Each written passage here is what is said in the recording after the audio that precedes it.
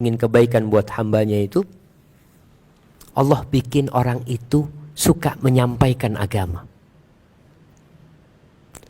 suka menyampaikan urusan agama. Allah mengatakan kuntum khaira ummatin ukhrijat linnas ta'muruna bil ma'ruf. Kalian ini umat terbaik, generasi terbaik yang dikeluarkan untuk umat manusia. Apa kerjaan kalian? Ta'muruna bil ma'ruf wa tanhauna 'anil munkar. Kalian beramar ma'ruf dan bernahi munkar. Allah mengatakan di ayat lainnya, "Wa man ahsanu qawlan mimman da'a ila Allah wa 'amila salihan wa qala innani minal muslimin." Siapakah yang ucapannya lebih baik daripada orang yang mengajak orang lain kepada Allah Azza wa Jalla, dan dia beramal soleh, dan dia mengatakan termasuk dia orang-orang Islam. Biasanya jamaah, kalau kita di grup bicara agama, apa yang akan terjadi? Mulai panas. Afwan, ini grup ini bukan urusan agama ya. Ini urusan mobil. Subhanallah. Mereka kalau sudah bicara agama akan tersinggung. Makanya orang yang mengajak kepada kebaikan itu biasanya dibenci sama orang lain. Lihat para nabi, dibenci sama kaumnya. Siapa nabi yang disukai sama kaumnya? Ketika berdakwah, Nabi Nuh alaihissalam. Sampai kaumnya itu kalau Nabi Nuh berdakwah, itu dia tutup kuping. Bukan hanya tutup kuping jamaah, sarungnya itu dibuat nutup kepalanya, supaya benar-benar tidak mendengar ucapan Nabi Nuh alaihissalam. Kemudian Nabi Ibrahim alaihissalam dibakar sama kaumnya. Apa sih yang dikerjakan Nabi Ibrahim? Mengajak mereka kepada Allah Azza wa Jalla, dibakar sama kaumnya. Kemudian Nabi Hud, Nabi Soleh, kaumnya minta mukjizat. Kaumnya itu bisa memahat batu-batu sebagai rumah mereka, tempat tinggal mereka. Mereka minta mukjizat, dikasih mukjizat, batu bisa mengeluarkan onta. Apa yang terjadi sama kaumnya? Disembelih itu onta. Dan mau dibunuh Nabi Saleh alaihissalam. Artinya kalau kita sudah mau jadi orang yang baiknya sudah lebih. Tadi kita bicara mungkin baik untuk diri sendiri. Tapi ini sudah baik yang mengajak orang lain dalam kebaikan. Itu biasanya kita akan dicela sama orang. Ya, kalau anak biasanya sama orang tuanya ribut. Anak ingat ketika anak pulang dari pesantren itu selalu disidang sama orang tua. Sampai ketika pulang pakai jenggot. Anak 5 tahun gak pakai jenggot. 6 tahun tahu jenggot sunnah pakai jenggot. Itu disidang sama orang tua. Sini. Ikut aliran apa ini? Oh, ikut aliran apa? Ya, nggak ada karena ngomong. Nggak ada aliran, ini sunnah Nabi Muhammad SAW. Loh, itu ustadz-ustadz nggak ada pakai jenggot. Kita memang repot. Ketika dalilnya itu ustadz. Ya memang ustadz-ustadz dulu memang nggak pakai jenggot. Karena ngomong, ya mungkin dia nggak tahu. Masa ente lebih tahu dari dia? Nah, biasanya kalau yang muda ini menyampaikan, apa kata orang kampung? Aduh, kencing belum lurus sudah bicara agama. Memang berat. Rasul SAW sendiri ketika beliau berdakwah, apa kata orang-orang di kampungnya? Kok bisa engkau yang jadi Rasul gitu loh? Apa nggak ada orang lain? Gitu. Sampai seperti itu. Maka tatkala kita menyampaikan agama Allah ini, mulai jadi orang baik yang levelnya sudah di atas rata-rata. Orang yang sholat 5 waktu baik. Biasanya orang sholat 5 waktu itu nggak ada yang benci sama dia. Tapi kalau orang 5 waktu, sholat 5 waktu, kemudian ngajak orang lain sholat, itu biasanya dibenci sudah. Udahlah urusanmu, urusanku. Mulai orang-orang nggak suka di kantor, kadangkala mereka sudah mulai nggak suka dengan orang yang suka mengajak kepada kebaikan, padahal dialah orang terbaik di sisi Allah Azza wa Jalla. Karena dia sedang melaksanakan profesinya para nabi. Nabi itu apa tugasnya? Menyampaikan. Maka mau tidak mau kita dituntut untuk bersabar kalau mau jadi orang yang paling baik. Hadza wallahu a'lam bissawab, itu yang bisa Anda sampaikan. Kurang lebihnya Anda mohon maaf. Mungkin kita masuk ke sesi tanya jawab. Kalau ada yang ingin ditanyakan, tafadhalu jamaah.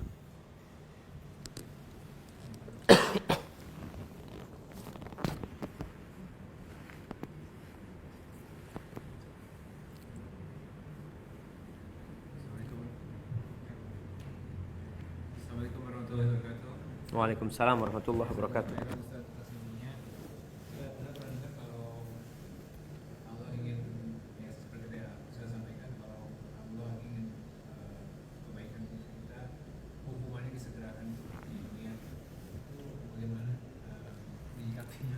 Nah, subhanallah jemaah.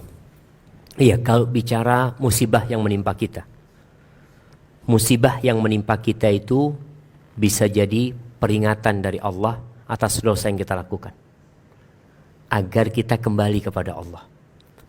Yang kedua, bisa jadi azab buat orang tersebut. Ketika disegerakan azab di dunia, di akhirat dia tidak akan diazab. Tapi azab itu akan menjadi penghapus dosa kalau dia bersabar. Karena ada orang yang tidak bersabar. Bahkan dia merasa, aku ini sudah baik, tapi kenapa masih banyak musibah? Padahal dia lupa, kalau dia orang baik semakin banyak musibah yang akan nimpa dia. Seharusnya iya. Tadi sudah kita sampaikan bahwasanya, barang siapa yang Allah ingin kebaikan buat dia, Allah akan kasih bala dia. Bahkan orang yang paling berat balanya itu siapa? Para nabi. Para nabi balanya. Tapi untuk orang soleh, bala itu selain menghapuskan dosa adalah untuk mengangkat derajatnya tadi. Apa kata Nabi Muhammad SAW? Wa ma yazalul bala'u bil abdi.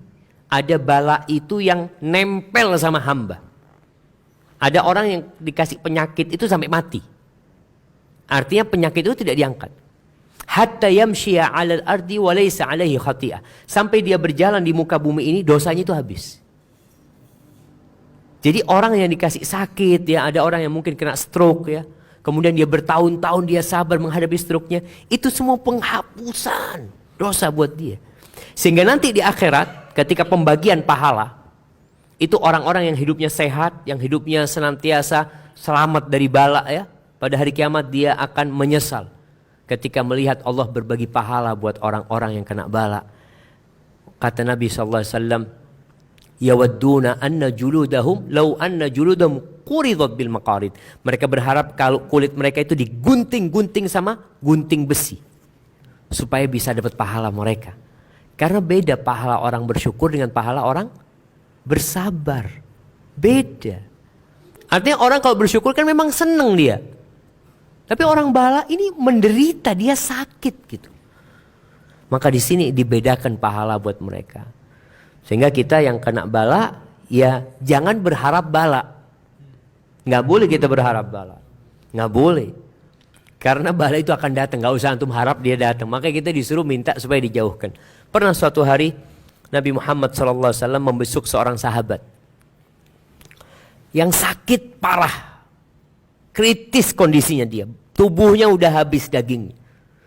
Lalu Nabi SAW bertanya kepada dia, hal da'autallah bisyai', apakah engkau pernah meminta sesuatu kepada Allah Azza wa Jalla? Iya Nabi, kata dia. Aku berkata dalam doaku, Allahumma ma kunta mu'adzibi fil akhirah fa'ajjilhu li fid dunya. Ya Allah, azab yang hendak engkau berikan kepadaku di akhirat, tolong segerakan di dunia. Apa kata Nabi Muhammad SAW? Innaka la tastati'u dzalik. Enggak akan mungkin kau bisa menahan azab Allah Azza wa Jalla. Tak mungkin. Halla sa'altallah al-afiyah. Kenapa engkau tidak minta kesembuhan sama Allah? Halla qulta Allahumma atina fid dunya hasanah wa fil akhirati hasanah wa qina adzabannar. Kenapa engkau tidak meminta kepada Allah kebaikan di dunia, kebaikan di akhirat, dan diselamatkan dari api neraka?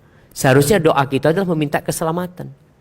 Maka di antara zikir pagi dan petang, kita dianjurkan untuk berdoa membaca Allahumma inni as'alukal afwa wal afiyah fid dunya wal akhirah. Allahumma inni as'alukal afiyata fid dunya fi dini wa dunyaya wa ahli wa mali. Minta keselamatan di agama kita, di tubuh kita, di keluarga kita. Minta. Tapi tatkala musibah datang, kita harus terima. Makanya dikatakan poros kebahagiaan itu 3. Bersyukur, bersabar, beristighfar. Karena kita tidak pernah lepas dari 3 hal ini. Dan di bulan Ramadan ini kita berada di 3 hal ini. Kita sekarang merasakan lapar. Kita harus bersabar, nahan sabar. Ngelihat makanan enak kita sabar. Nanti ketika berbuka kita merasakan nikmat. Kita dituntut bersyukur.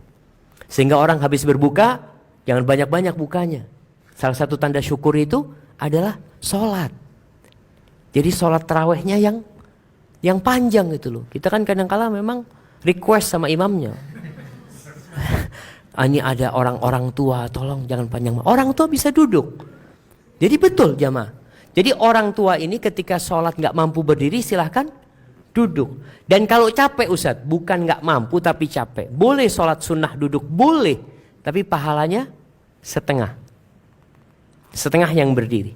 Jadi kalau orang sehat sholatnya duduk boleh. Tapi pahalanya setengah. Seperti itu. Jadi seperti itu kira-kira. Artinya kita tetap berdoa minta afiah. Allah segerakan adab itu buat kita dengan harapan kita itu kembali kepada Allah. Semakin banyak ketaatannya, dosanya dihapuskan. Hadza wallahu a'lam bissawab.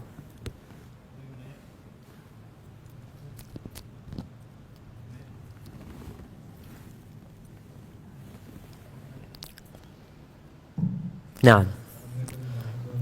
Waalaikumsalam warahmatullahi wabarakatuh.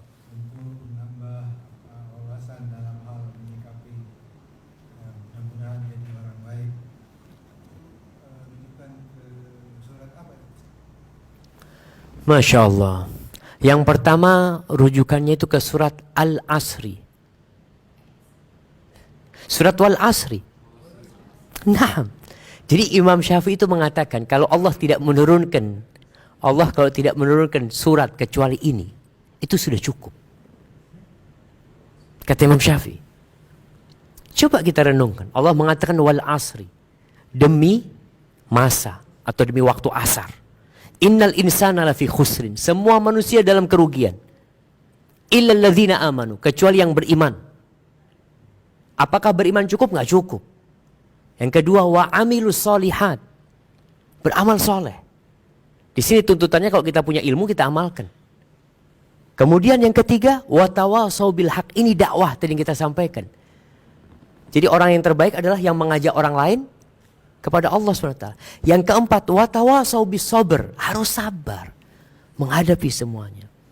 Jadi itu salah satu surat yang kata Imam Syafi'i, "Lau ma anzalallahu hujjatan ala khalqi illa hadhi surah." Kalau Allah tidak menurunkan hujjah kepada makhluknya kecuali surat ini, cukup kata dia. Cuma kan kadang-kala kita baca wal asri karena pendek aja enak. Padahal maknanya dalam sekali surat wal asri itu. Kemudian ada surat-surat lain ya. Kalau kita membaca juz amma. Juz amma itu rata-rata berbincang tentang hari akhir. Rata-rata berbincang tentang surga neraka, tentang kiamat, tentang semua akan hancur. Yang semua itu memotivasi kita untuk jadi orang baik. Karena yang membuat kita termotivasi untuk bekerja itu sejatinya gaji atau keuntungan. Sebagian pedagang itu tahu resikonya besar, tapi dia berdagang karena masih ada resiko atau keuntungan yang dia bayangkan. Di surat itu berbicara tadi tentang kerugian, keuntungan ya. Seperti di surat Al-Fajr juga. Wal Fajri. Itu yang berbicara tentang orang kafir mengukur kebaikan itu dengan dunia. Sedangkan orang beriman tidak gitu. Itu mungkin bisa menjadi rujukan untuk dikaji ya.